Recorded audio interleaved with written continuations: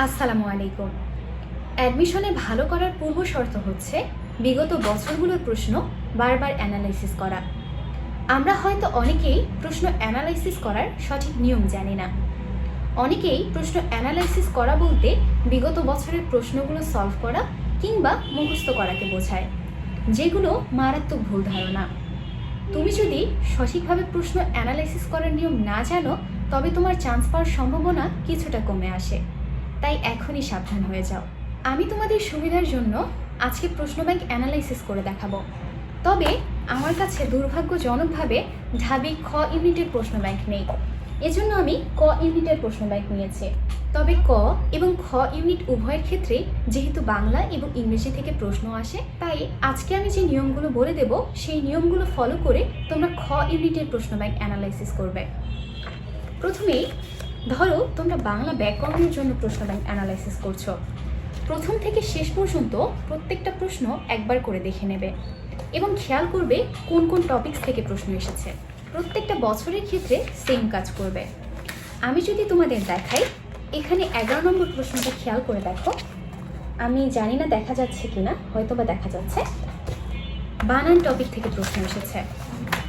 আমি যদি অন্য একটি সেশনের প্রশ্ন দেখি, এখানে 13 নম্বর প্রশ্নটা দেখো, বানান থেকে প্রশ্ন এসেছে। অর্থাৎ তোমরা এমন কিছু টপিকস পাবে যে টপিকসগুলো থেকে ঘুরে ফিরে প্রশ্ন আসছে। আবার এমন কিছু টপিকস আছে যেগুলো কয়েক বছর পর পর রিপিট হচ্ছে, কিংবা যে টপিকসগুলো থেকে রেয়ারলি প্রশ্ন আসছে। এভাবে তোমরা প্রায়োরিটি লিস্ট অনুযায়ী প্রথম থেকে শেষ পর্যন্ত প্রত্যেকটা টপিকসকে সাজিয়ে ফেলবে। এখন আমি তোমাদের এটা বলছি না যে যে টপিকসগুলো থেকে বারবার প্রশ্ন এসেছে সেই টপিকসগুলো থেকে এ বছরও প্রশ্ন আসবে। তবে যেহেতু বারবার প্রশ্ন এসেছে, তাই সেই টপিকসগুলো বেশি ইম্পর্টেন্ট থেকে শুরু করে নিচের দিক পর্যন্ত খুব ভালোভাবে প্রত্যেকটা টপিকস পড়বে। এখন আমি যদি তোমাদের বাংলা প্রথম পত্রের কথা বলি, আমি একটি প্রশ্ন দেখাই। দেখো 4 নম্বরে যে প্রশ্নটা বলেছে, অন্তরে যাদের এত গোলামির ভাব, তারা বাইরের গোলামি থেকে রেহাই পাবে কি করে? কার উক্তি। অর্থাৎ তোমাকে প্রত্যেকটা গদ্য এমনভাবে পড়তে হবে সেখানে যে লাইন্সগুলো আছে সেগুলো থেকে একটা যদি তুলেও দেওয়া হয় তাহলেও যেন তুমি পারো। যদি আরেকটা প্রশ্ন পড়ি, যে কবিতা শুনতে জানে না সে কার আর্তনাদ শুনবে। এটা কিন্তু একটা কবিতা থেকে এসেছে। তোমাকে কবিতার প্রতিটি লাইন দেখতে হবে এবং এর মাঝে মাঝে কিছু ইম্পর্টেন্ট তথ্য আছে যেগুলো তোমাকে মুখস্থ করতে হবে। এভাবে তুমি প্রত্যেকটা প্রশ্ন দেখবে যে আসলে গদ্য এবং পদ্যের ক্ষেত্রে তোমাকে কি কি পড়তে হবে। এখন যদি আমি তোমাদের রিটেনের কথা বলি, তোমরা খেয়াল করে দেখো 3 নম্বরে একটি প্যারাগ্রাফ এসেছে, the perils of artificial intelligence.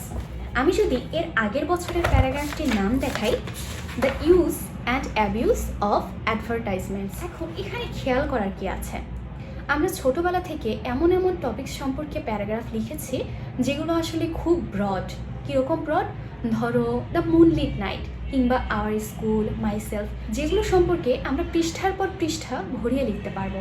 কিন্তু এখানে এমন টপিকস দিয়েছে যেগুলো খুব ন্যারোও না, ব্রডও না। এই জিনিসটা ক্যাচ করার যে ব্যাপারটা, এটি যদি তুমি ভালোভাবে ধরতে পারো তাহলেই তুমি সঠিকভাবে প্রশ্ন অ্যানালাইসিস করতে পারছো। আমি বাংলা দ্বিতীয় পত্রের ক্ষেত্রে 2023-24 ঢাবি খ ইউনিটের প্রশ্ন অ্যানালাইসিস করে একটু দেখাই। প্রথমে একটি উদ্দীপক দিয়েছে এবং তারপর 5টি প্রশ্ন আছে এবং উদ্দীপকটা কোথা থেকে এসেছে বলো? আমার পদ থেকে। তো প্রথম যে প্রশ্নটা, উপরের অংশটুকু কার লেখা, কোন রচনার অংশ বিশেষ?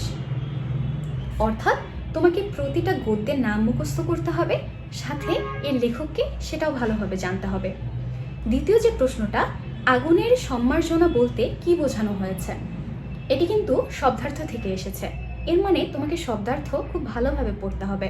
বাকি যে 3টা প্রশ্ন আছে সেগুলো কিন্তু প্রবন্ধের ভিতর থেকেই এসেছে, তাই গদ্যে বা পদ্যে যে ইম্পর্টেন্ট লাইন্সগুলো আছে সেগুলো খুব ভালো করে পড়বে। তো এরকম করে তোমরা প্রত্যেকটা বছরের প্রশ্ন দেখবে এবং সুন্দরভাবে অ্যানালাইসিস করবে যে আসলে ঘটনাগুলো কি ঘটছে, কীরকম প্রশ্ন আসছে, কোন জায়গা থেকে প্রশ্ন আসছে।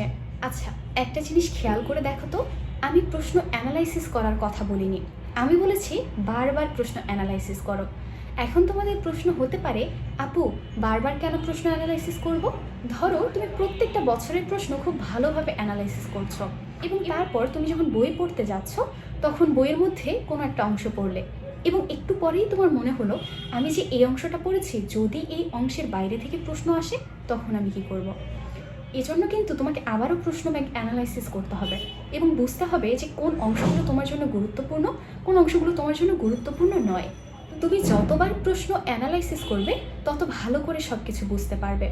এছাড়াও ধরো তুমি কোনো এক জায়গায় পরীক্ষা দিচ্ছ এবং সেখানে মার্কস কম পেয়েছ কারণ প্রশ্ন কঠিন হয়েছে। তুমি হতাশায় ভুগছো যে আমার চান্স হবে কি না, এত কম মার্কস পেলাম, এত কম মার্কস পেলে কীভাবে চলবে। তখন তুমি আবার প্রশ্ন ব্যাংক দেখতে পারো যে প্রশ্নের প্যাটার্ন আসলে কীরকম টাইপের প্রশ্ন আসছে, স্ট্যান্ডার্ড নাকি হার্ড। তো এই জিনিসগুলো অ্যানালাইসিস করার মাধ্যমে কিন্তু তুমি আবার উৎসাহ পাবে। তো ভালোভাবে প্রশ্ন ব্যাংক অ্যানালাইসিস করবে, বারবার প্রশ্ন ব্যাংক অ্যানালাইসিস করবে। দেখা হবে পরবর্তী ভিডিওতে। আল্লাহ হাফেজ।